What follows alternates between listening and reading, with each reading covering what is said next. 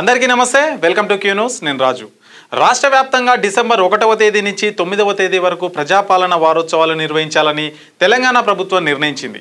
ఈ వారోత్సవాల్లో ప్రజల నుంచి అందిన దరఖాస్తులను పరిశీలించడం, కొత్త ప్రభుత్వ పథకాలపై అవగాహన కల్పించడం వంటి కార్యక్రమాలు జరుగుతాయి।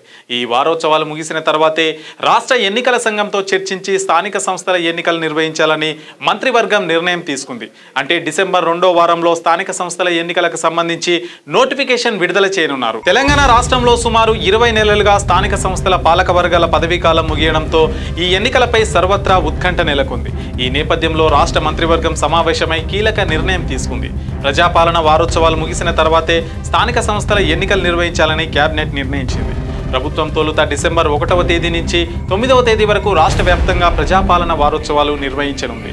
ఈ వారోత్సవాల్లో కొత్త సంక్షేమ పథకాల అమలుకు సంబంధించిన దరఖాస్తులు స్వీకరించడం, వాటిపై ప్రజలకు అవగాహన కల్పించడం వంటి ముఖ్యమైన పనులు ఉంటాయి।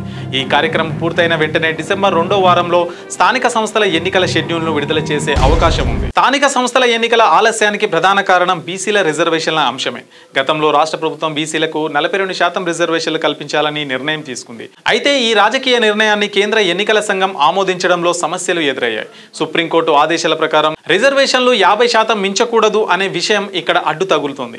రిజర్వేషన్లు 50%కి మించకుండా ఉండేందుకు రాష్ట్ర ప్రభుత్వం అధికారికంగా 50% రిజర్వేషన్లను అమలు చేయాలని, అయితే పార్టీ పరంగా మాత్రం 42% సీట్లను బీసీలకు కేటాయించాలని గతంలో నిర్ణయించింది। ఈ న్యాయపరమైన అంశాలను పరిష్కరించడానికి కొంత సమయం అవసరమైంది। ఈ ఆలస్యం కారణంగా ప్రభుత్వం ఎన్నికలను దశలవారీగా నిర్వహించే అవకాశం ఉందని సమాచారం।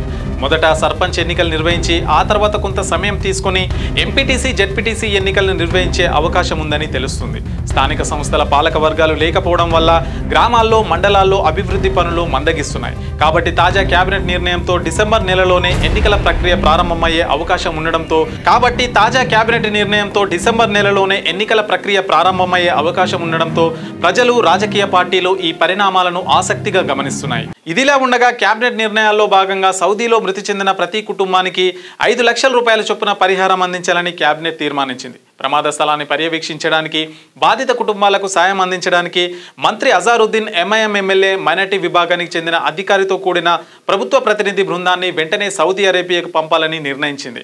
మృతదేహాలకు అక్కడే వారి మత సాంప్రదాయం ప్రకారం ఖననం చేయాలని నిర్ణయించింది। ఇందుకోసం బాధిత కుటుంబాల నుంచి 2 చొప్పున కుటుంబ సభ్యులను సౌదీకి ప్రభుత్వ ఖర్చుతో తీసుకెళ్లేందుకు ఏర్పాట్లు చేయాలని ఆదేశించింది।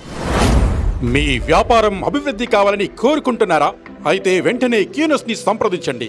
Schools, colleges, banks, shops, office promotions, land promotions, political promotions, restaurant promotions, hospital promotions, పుట్టినరోజు వేడుకలు, శుభకార్యాలు, వ్యాపారాలు ఏవైనా, సందర్భం ఏదైనా ఇప్పుడే క్యూ న్యూస్ ద్వారా తెలియజేయండి। మీ వ్యాపారాన్ని అభివృద్ధి చేసుకోండి।